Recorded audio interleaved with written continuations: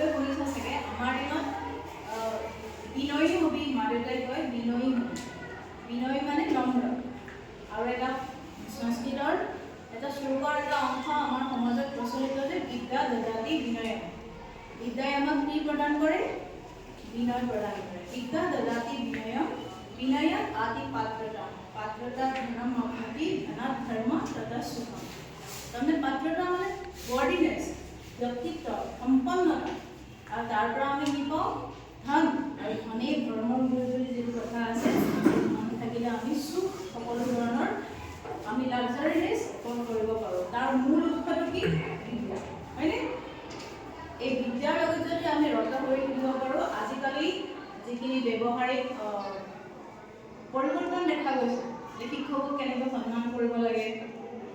আগৰ দিনত এটা প্ৰথা আছিলে যে টিচাৰজন যদি ৰাস্তাইদিও গ'ল এতিয়াতো কাষত গ'লেও ঠেলা মাৰি দিলেও তেওঁলোকে নমাতা ৰাস্তাইদিও গ'ল সেই সমানৰ টিচাৰজন দেখিলে ইয়াতে চাইকেল বনাব চাইকেলখন চলাই যাওঁ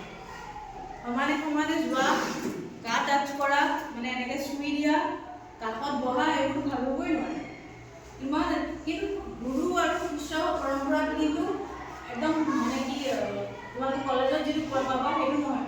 একদম বন্ধুত্ব সুলভ আছিলে ঋগ্বেদত এটা শ্লোকেই আছিলে সংগচ্ছ ধন সংগত ধন তাৰ অৰ্থটো কি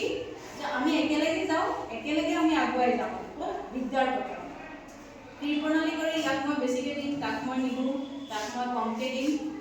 মই ইয়াক ভাল পোৱাৰ কাৰণে বেছিকৈ বুজাম তেনেকুৱা ধৰণৰ নহয় সকলো ছাত্ৰ সমাজৰ জৰিয়তে গুৰু সমাজৰ লগত একেলগে আগবাঢ়ি যাব পাৰে সেইটোৱে আমাৰ ভাৰতীয়সকলৰ মানুহ